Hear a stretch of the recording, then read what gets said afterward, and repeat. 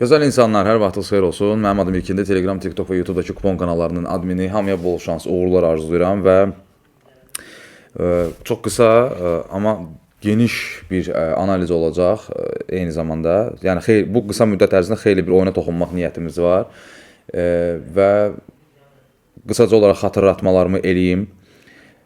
Deməli, saytımız ixtiyarınızdadır. Ondan sonra Telegram rahat tapa bilərsiniz aşağıdakı linklərlə. Link işləməsə AZ, yəni Z, az, altdan xətt kupon yazıb rahatlıqla tapa bilərsiniz. Kuponu sözlə yazırsınız. Və Vaqifin də Telegram kanalını izləməyi tövsiyə edirəm. Eyni zamanda VIP qrupumuza qoşula bilərsiniz. Gözümüzdə yeriniz var. Paralel nə deyəcəkdim? TFC ilə oynayanların gözümüzdə yeriniz var. Onsuz da xoşbəxt olacaqsınız. 244-780 kodu ilə mərc eləsəz ki, ümumiyyətlə kimin üçünsə qəliz gələ bilər əvvəl başlayanda. Deməli, bizdə Telegramda sabitlənmiş bölməsində izahlı qəşəng bir dəqiqəlik video var. Çox rahat bir necə depoziti yüklürsünüz, sonra voucher alırsınız, sonra da mərcinizi eləyirsiniz belə. Sonra nəyi deyəcəkdim? Prinsipcə heç şey unutmadım. Sürətli şəkildə başlayırıq oyunların üstündən getməyə. Evdə biraz səs-küydü deyə yenə də qaçdım dostların məkanına. Nə bilim, fon orijinal daşlardı. Yaxşıdır məncə. Dostlar, deməli başlayıram Karlsruhe Schalke oyunuyla. Karlsruhe 18 xalı 7-ci yerdədir. Schalke 1-ci yerdədir. Və Schalke Miron Muslic'in rəhbəri altında qol buraxmır da, görmüsünüz də.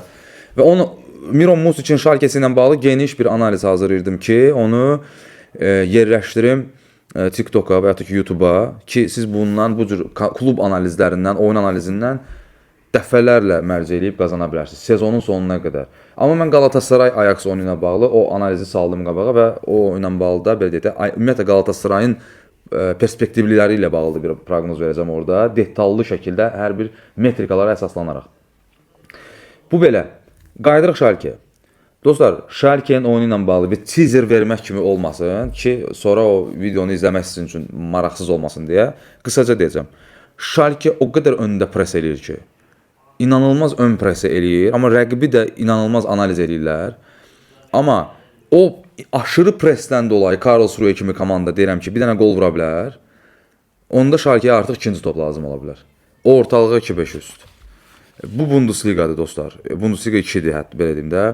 Və burada hər sürprizə açıq ssenarilər biz görə bilərik.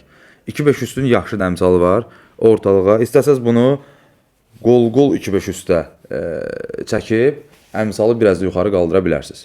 Bu da belə. Villarreal Rayo Vallecano oyunu. Məncə Rayo udacaq. 2-0 kimi bir qələbə görə bilərik burada. Bir də bu oyuna bir penalti məncə yaraşar. Qəşəng bir penalti. Tık on the fire içəridə. Görək bu seriyamız davam eləyəcəkmi bizim.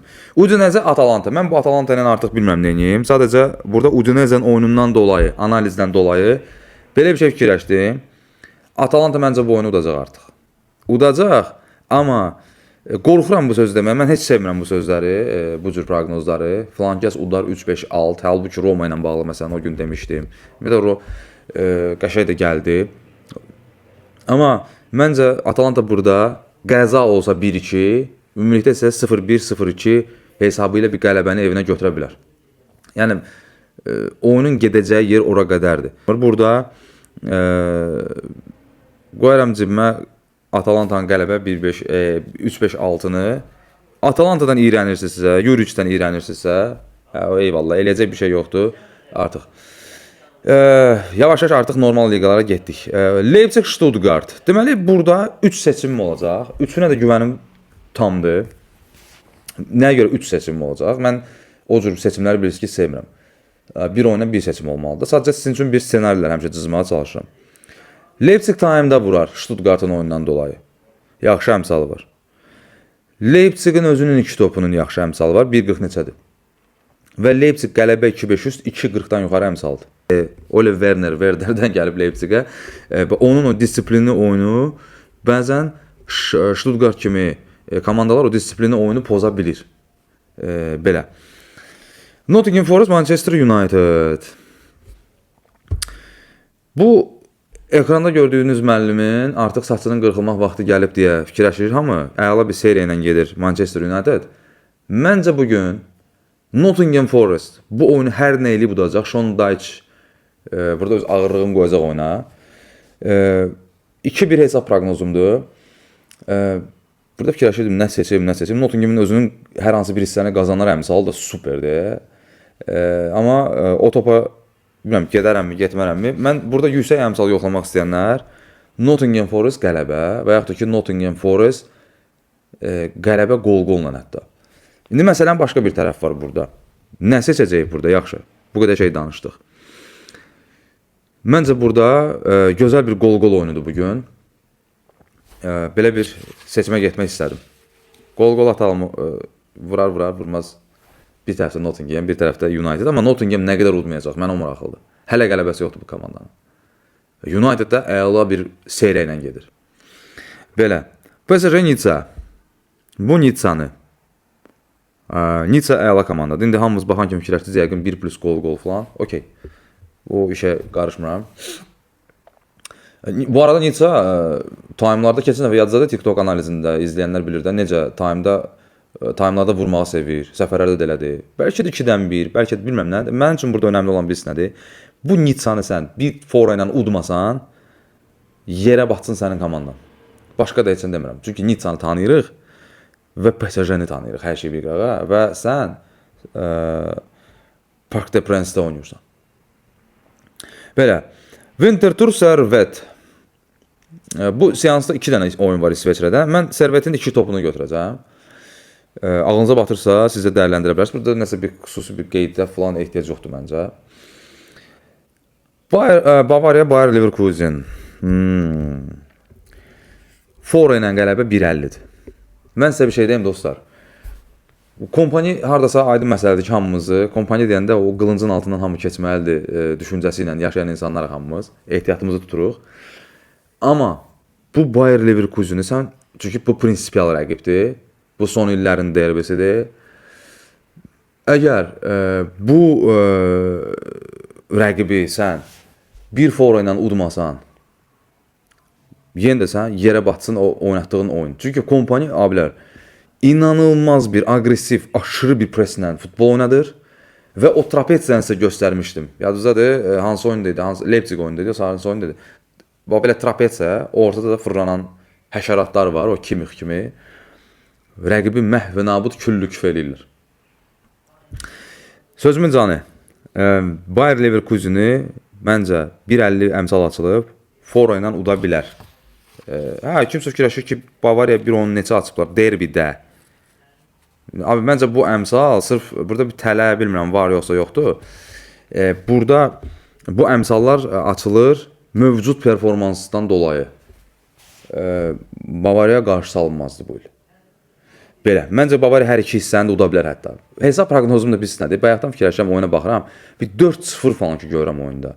Bıraxacaqsa Bavariya bir şey eləyəsi bir şey yoxdur. Amma belə oyunlarda Bavariya qola doymaya bilər. Biraz onu fikirləşirəm. Monaco Paris. Monaco qələbə 1-5 üstləmək istəyirəm. Monacoya güvənmirəm. Digər tərəfdən Paris də pis komanda deyil. Amma Monaco artıq xodlanıb. Monaco ilə sən başa-baş futbol oynamaq istəsən, sən başqa oyun gətirə bilər. Pacagnoli hələ öz heyətini 30 durmayıb. O gün də deyib ki, siz əvvəlki Pogba'nı artıq görməyəcəksiniz. Bu çox ciddi bir mesajdır əslində. Amma dönüşün nədir gözləyirəm. Qalavin fantastik formadadır. Məncə, bilmirəm, 3-0 var bu oyunun sanki. 2-0, 3-0 var sanki bu oyunun. Feyenoord Volendamı bir fora ilə məncə udar. Amma 2 fora ilə də uda bilər demək istəyirəm. Çünki keçən dəfə çox ağır bir məğlubiyyət aldı. Ağır o baxımdan ki 2-3-ə baxırsan, amma PSV oynadı ya bilər. Bir də stadion da pis gündə idi, külək var idi, amma fərqi nədir də? Yəni Saibari tək uddu komandanı. Və dünən də Saibari mən yarımçıq getdim, yatdım. VIP qrupa 4 üst vermişdim PSV-nin oyununa. Saibari time'da 2-sini vurmuşdu. Bu inanılmaz bir performansdır. Napoliyə də vurub. Açın baxın axırıncı oyunlarında PSV-dəki Saibari nə qədər vurub. Saibari tipli bir oyuncu da Feyenoordda var ha. Anis Elhac Musa və o oyuncuya da diqqət edin. Bir də Uyeda heç Yapona yaraşmayan hərəkətlər eləyir. Derbidə də onu elədi. Feyenoord hesabı aça bilərdi. Orada bir dənə sağa sakitcə pas atmadı. Özünü iki nəfərin arasına soxub keçib vurmaq istədi. Hop, Houghton onu basıb yedi orada. Dedi get böyüyün gəlsin. Musa da əlini qoydu başına ki, niyə pas vermirsən? Yəni Yaponlardan biz belə hərəkətlər görməmişdik. Yaponlar həmişə təvazökar belə futbol oynayıblar da və o da onun gözəlliyidir, o millətin. Belə. Zurich Lozanna 2-5 üst, GC təkli 3-5 üst. 23-30-dadır. Real Madrid Valencia.